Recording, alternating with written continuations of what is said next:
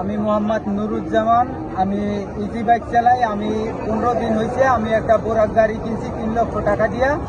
আমি এই যে সার্বিক হোটেলের সামনের থেকে সার্কিট হাউসে একটা যাত্রী উঠেছি।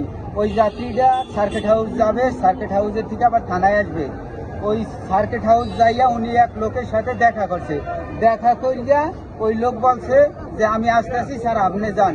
ওই লোক আইসা ডিসির বাসার সামনে, বাসভবনের সামনে ব্রেক দিয়া আমারে বলছে টাকাটা ভাঙটাই নিয়ে এসো। আমি টাকা ভাঙটাইতে গেছি, এর মধ্যে 2 মিনিটের মধ্যে আমার গাড়িটা নিয়ে গেছে।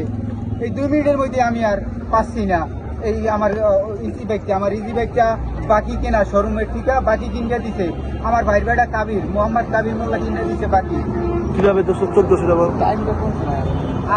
টাইমটা 11টা থেকে 12টার মধ্যে, 11টার থেকে 12টার মধ্যে। তো কিভাবে ছিল ওটা বলো তো? আর আমার ওই যাত্রী আমার চোখ পিছনের থেকে চাইপা ধরছিল ওই ডিসির বাসভবনের সামনে বৈশা। তখন আমি আর চোখে দেখতে পারি নাই, তখনই আমার গাড়িটা নিয়ে গেছে 1 মিনিটের মধ্যে। নিয়ে উনি ওই গাড়িটা আর আমি ফলো করতে পারি নাই কোন দিকে চলে গেছে। তখন আমি সিসি ফুটেজের জন্য, মানুষের জন্য, সাহায্যের জন্য আমি পাগল হয়ে এসেছি।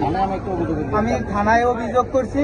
যদি কোনো দয়াবান এই খোঁজটা পান তাইলে অটো ছবি আছে, ছবি আছে না অটো?